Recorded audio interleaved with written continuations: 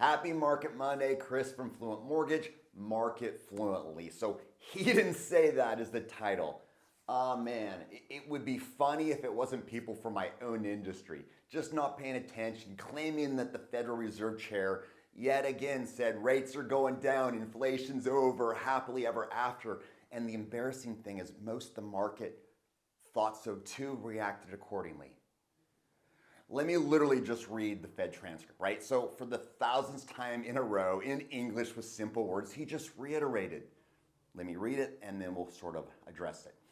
Over 2022, core inflation rose a few tenths above 5% and fell a few tenths below, but it mostly moved sideways. So when will inflation come down? Pause. So literally, we know inflation literally went sideways this entire year.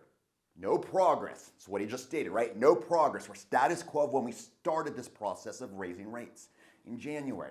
Okay, when? The private sector forecasters or of FOMC participates, which broadly show a significant decline over the next year. But forecasts have been predicting that such a decline for more than a year, while inflation has moved stubbornly sideways.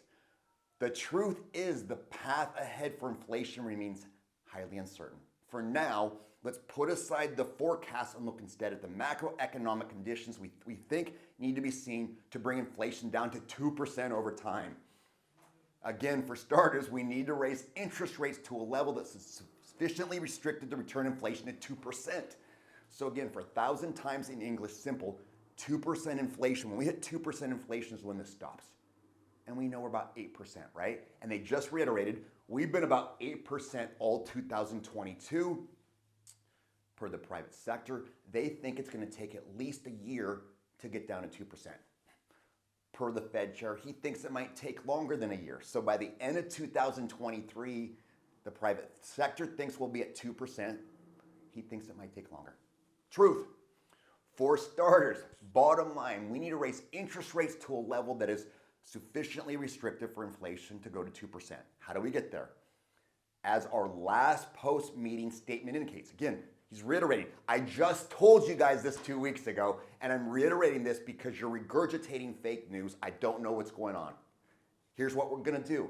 It seems to me likely that the ultimate level of rates will need to be somewhat higher than thought of as of September's meeting. So again, he just reiterated, we're not making any progress yet, at least a year, and rates are going to be higher, not lower than we thought. It's not over. 2% inflation. We've been telling you this for a year now, actually a year and 1 month, since November 15th, 2021 is when he said 2% inflation for the first time. Bottom line, rates are sick because of all this fake news, because of all these clowns in my industry, right, that are just sort of in the business but not listening and reading.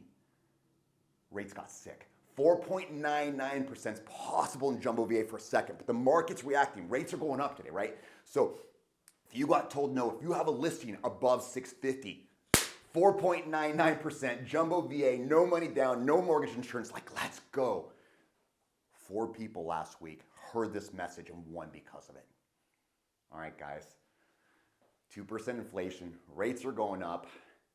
What did he really say? There's truth, but we can win. Don't forget to like, subscribe, share, but most of all, let your client win. We already have an offer in this morning because that 499 jumbo, right? Like, let's go. VA is the way. See you next week.